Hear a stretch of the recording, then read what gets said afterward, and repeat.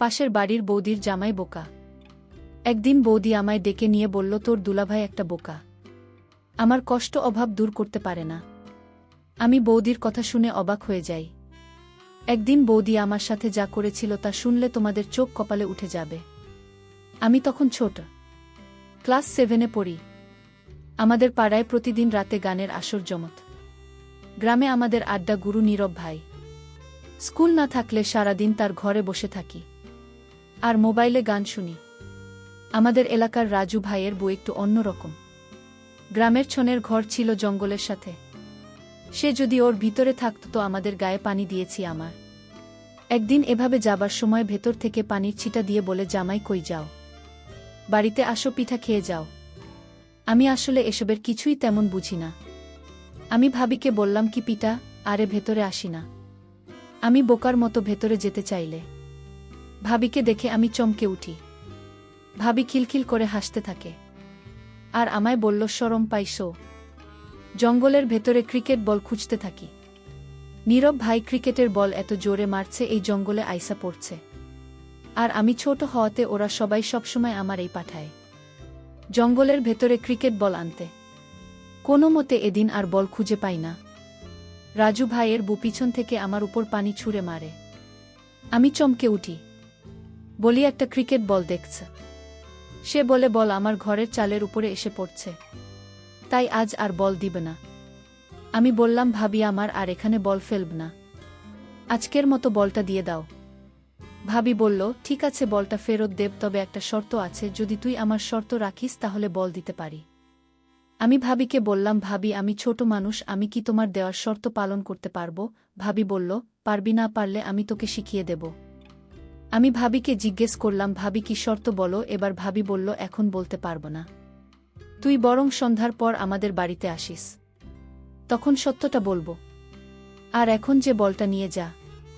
আমি ভাবতে লাগলাম, ভবিষ্যৎটা তো এখনই বলতে পারত, কিন্তু সন্ধ্যার পর বলল কেন? ভাবের কথা শুনে আমি কিছুটা ভয় পেলাম। কি জানি বলে বসে, তার কোনো হিসাব আছে?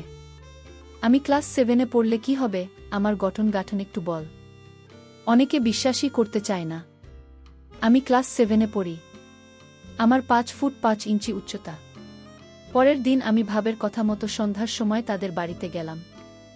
বাড়িটা একদম নীরব বাড়ি। আমি ভাবিকে বললাম, ভাবি, তুমি আমাকে কিসের শর্ত দেবে বলেছিলে? আমি আজ তো আসলাম সেই শর্তটা শুনতে। ভাবি বলল, এটা কোনো শর্ত না রে, আমার দুঃখের গল্প।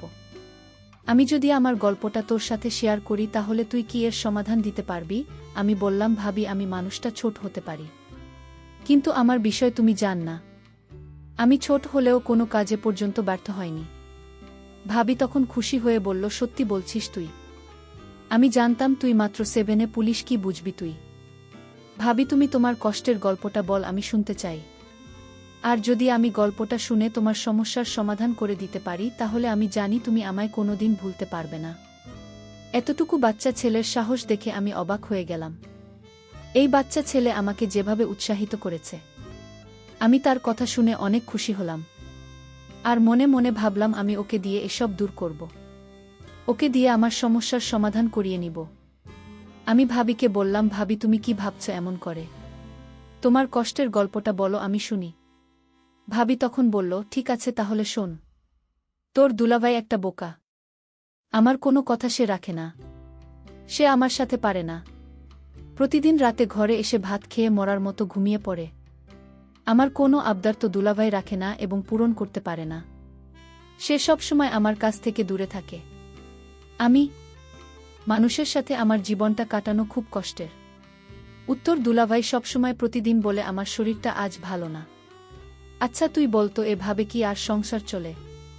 এই সংসারে আমি চলে যেতে চাই, কিন্তু আমার মা বাবা তো অসহায়। আমি তাদের কষ্ট দিতে চাই না। আমার বাবা যখন আমায় ফোন করে জিজ্ঞেস করে, কেমন আছিস মা, আমি তখন বুক ভরা কষ্ট নিয়ে বলি, ভালো আছি বাবা, কিন্তু আমার তো মনের ভিতর শান্তি নাই। আমি তো একটু সুখের ছোঁয়া পাই না এই সংসার থেকে। আর তাই আমার মা বাবাকে মিথ্যা সান্ত্বনা দিই যে আমি ভালো আছি। আচ্ছা তুই বলতো, একটা সংসারে মেয়েরা কি চায়? এই সংসারে আমি বেঁচে থেকেও যেন মরে আছি। উত্তর, দুলাভাই রে, কত করে বললাম কবিরাজ দেখাও, সে আমার কোনো কথাই কানে না। সে তার নিজের ইচ্ছা মতো চলাফেরা করে। আমার ভালো মন্দ কোনো খোঁজ খবর রাখে না। ভাবের কথা আমি খুব মনোযোগ সহকারে শুনছিলাম। ভাবির কথাগুলো শুনে আমি বুঝতে পারলাম ভাবি কিসের অভাব বোধ করছে। ভাবি আমাকে আরও বলল, তোর দুলাভাই সারাদিন বোকার মতো ঘোরাফেরা করে। অনেকদিন যাবৎ আমি ভালো খাবার খেতে পারছি না। ভাবে এই কথাটা শুনে আমার খুব কষ্ট হল। ভাবি দেখতে অনেক সুন্দরী। এরকম বোকা একটা জামাইবাবুর কপালে জুটল। যাই হোক, আমি ভাবি সমস্ত কথা শুনে বুঝতে পারলাম এভাবেই সংসার সুখে নেই, বরং সুখের অভিনয় করে যাচ্ছে তার মা বাবাকে খুশি করার জন্য। আমি ভাবিকে বললাম, ভাবি তুমি কোনো চিন্তা করো না, আমি তোমার সকল সমস্যার সমাধান করে ফেলব। তুমি আমার প্রতি আস্থা রাখো। ভাবি আমার কথা শুনে বলল, তুই ছোট মানুষ, তুই কি বুঝলি আমার কষ্ট? তাও তোকে বললাম, কারণ আমি এমন কপাল নিয়ে জন্ম নিলাম, আমার কষ্টের কথা কাউকে বলতে পারেনি। আজ তোকে বললাম। আমি বললাম, ভাবি তুমি যখন আমার কাছে তোমার কষ্টের কথা বলেছ, আমি পারি আর না পারি চেষ্টা করে দেখতে পারি। এভাবেই খুশি হয়ে বলল, তোর আর কিছু করা লাগবে না। উত্তর মুখের কথা শুনে আমার মনটা শান্ত হয়ে গেল। আমিও ভাবের কথা শুনে আমি ভাবিকে বললাম, ভাবি তুমি কোনো চিন্তা করো না, আমি তোমার সুখের ব্যবস্থা করছি। তুমি শুধু আমার কথা রেখো, যখন যা বলব তখন তোমার তাই করতে হবে।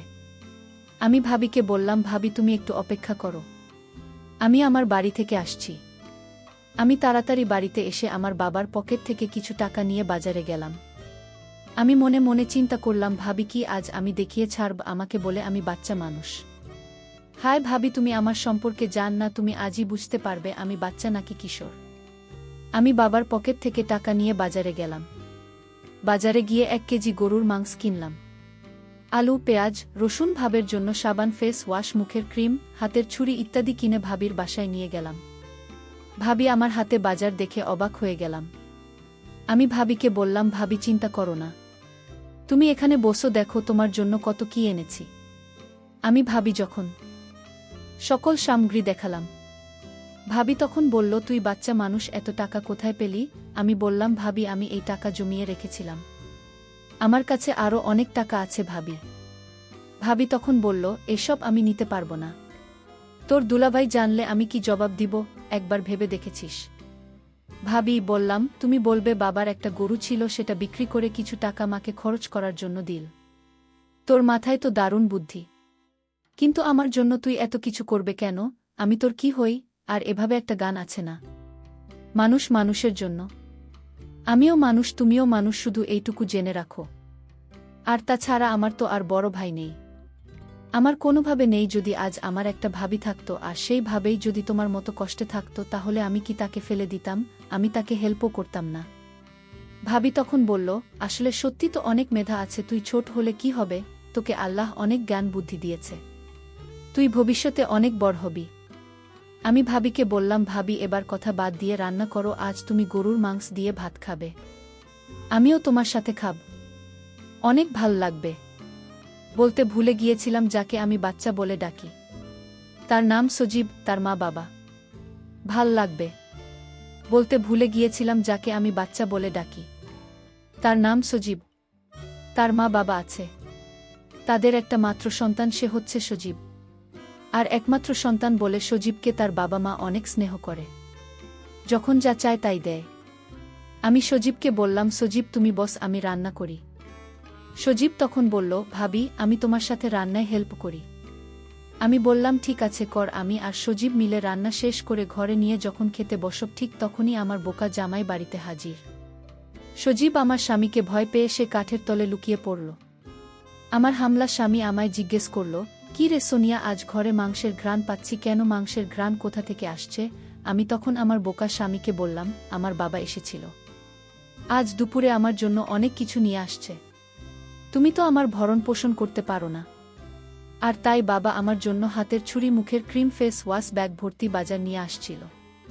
আমার স্বামী একথা শুনে বলল, আমার সুর আবার এত দর্দ হয়েছে আমাদের প্রতি, হঠাৎ এই দশা কেন? যাই হোক, অনেক দিন পর ঘরে মাংস রান্না হলো, দাও পেট ভরে ভাত খাই। আমি মনে মনে বললাম, শুধু খেতে যান, ঠিক মতো দিতে জানো না। এদিকে সজীব কাঠের নিচে শুয়ে ঘুমিয়ে পড়ল। আমি আমার স্বামীর জন্য ভাত আর মাংস নিয়ে তার কাছে গেলাম, তাকে খেতে দিলাম। সে শুধু মন ভরে ভাত খাচ্ছে। আর একটা বার জিজ্ঞেস করল না, তুমি খাবে না আমার সাথে, তুমিও খাও না। সে তো এই কথাটা বলতে পারত, কিন্তু তার মাথায় এতখানি বুদ্ধিও নেই। শুধু নিজের ভুলটা বুঝে আমার কষ্টটা একবারও জানতে চায়নি। যাই হোক, সে খেয়ে বিছানায় শুয়ে নাক ডেকে ঘুমাচ্ছিল। আমি তখন কাঠের নিচে সজীবকে বললাম, সজীব সজীব তো দুলাভাই ঘুমিয়ে গেছে। দেখি সজীব ঘুমিয়ে পড়েছে। আমি তাকে হুঁশ করার জন্য একটু পানি ছিটিয়ে দিলাম। তখন সে লাফ দিয়ে উঠে পড়ে। আমি তাড়াতাড়ি কাঠের তল থেকে বের হয়ে বাইরে চলে আসলাম। আর ভাবিকে বললাম, ভাবি আমি আজ চলে যাই, বাবা মা আমার জন্য চিন্তা করছে, কাল আসব। আর ভাবি তুমি আমায় একটা কথা দাও। কি কথা? তুমি রাতে পেট ভরে মাংস দিয়ে ভাত খেয়েও আমার কথা না রাখলে আমি আর কোনোদিন তোমার বাড়িতে আসব না। ঠিক আছে, আমি সত্যি খেয়ে নেব। এখন তুই বাড়িতে যা। আমি বাড়িতে চলে আসলাম। রাতে শুয়ে শুয়ে শুধু ভাবের কথা চিন্তা করতে লাগলাম। আমার সারারাত অস্থির অস্থির লাগছিল।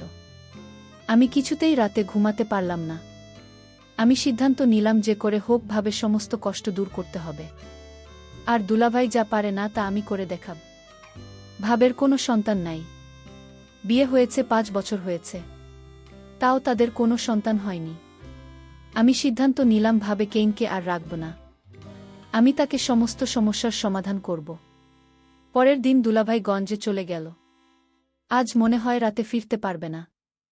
ফিরতে ফিরতে কাল সকাল নাগাদ হবে। আমি তাড়াতাড়ি ভাবির বাড়িতে গেলাম। গিয়ে দেখি ভাবি শুয়ে আছে। আমি ভাবি কি ডাক দিলাম, ভাবেই অবহেলা, শুয়ে আছো কেন? শরীর খারাপ নাকি? ভাবে বলল, আমার কোমরে প্রচুর ব্যথা হচ্ছে। আমার স্বামী এ পর্যন্ত আমাকে কোনো ওষুধ কিনে দেন নাই। আমি ভাবিকে বললাম, ভাবি আমি তোমার জন্য ব্যথার ওষুধ নিয়ে আসি। ভাবি বলল, না লাগবে না। আমি ভাবিকে বললাম, ভাবে ট্যাবলেট না খেলে তো ব্যথা সারবে না। ভাবি, সজীব ভাই আমার, আজ আমি অসহায়, আমার পাশে কেউ নেই। আজকের কোমর ব্যথায় মনে হয় আমি মরে যাব। এই জন্যই তো বললাম ওসব নিয়ে আসি। ভাবি বলল, ওষুধ লাগবে না, তুই কোমরটা একটু মালিশ করে তাহলে ব্যথাটা কমে যাবে। আমি ভাবি এমন কথা শুনে আমার কেমন জানি লাগছিল। আমি বললাম, ভাবি আমি পারব না মালিশ করতে, আমি বরং ডাক্তার নিয়ে আসে। ভাবি তখন আমায় বলল, আরে বোকা ছেলে, এই ব্যথা মালিশ ছাড়া কমবে না। তুইও তো ডাক্তার নিয়ে শুধু খরচ বাড়াবে। তুই একটু মালিশ করে দিলে ব্যথাটা কমে যাবে। আমি ভাবি ব্যথার কষ্ট দেখে আমি মালিশ করে দিলাম। 5 মিনিট পর ভাবি ব্যথা কমে যাওয়ায় ঘুমিয়ে গেল। আর আমার মনের আশা করে নিলাম। আর ভাবিও এটাই চেয়েছিল। আমি ছোট হলেও তা বুঝতে পারি। আমি যেদিন বল আনতে গিয়েছিলাম সেদিনই বুঝতে। এতদিন ঢাকায় ছিলাম। ভাবি আমাকে দেখে বলল, সজীব তুই কেমন আছিস? ভালো। ভাবি তুমি কেমন আছো? ভাবি, আমি ভাবি মুখে হাসি দেখতে পেলাম। আমি কোনোদিন ভাবিনি, এমন ভাবে হাসতে দেখিনি। ভাবি আমাকে ঘর থেকে একটা মিষ্টি নিয়ে এসে বলল, মিষ্টি খা। আমি বললাম, ভাবি এটা কিসের মিষ্টি? ভাবি বলল, আমি মা হতে চলেছি। আমার আর কিছু বুঝতে বাকি রইল না। বন্ধুরা, আজকে গল্পটি কেমন লাগলো তা অবশ্যই কমেন্ট করে জানাবেন। আর এরকম নতুন নতুন গল্প পেতে আমাদের চ্যানেলটিকে সাবস্ক্রাইব করে পাশে থাকবেন। ধন্যবাদ।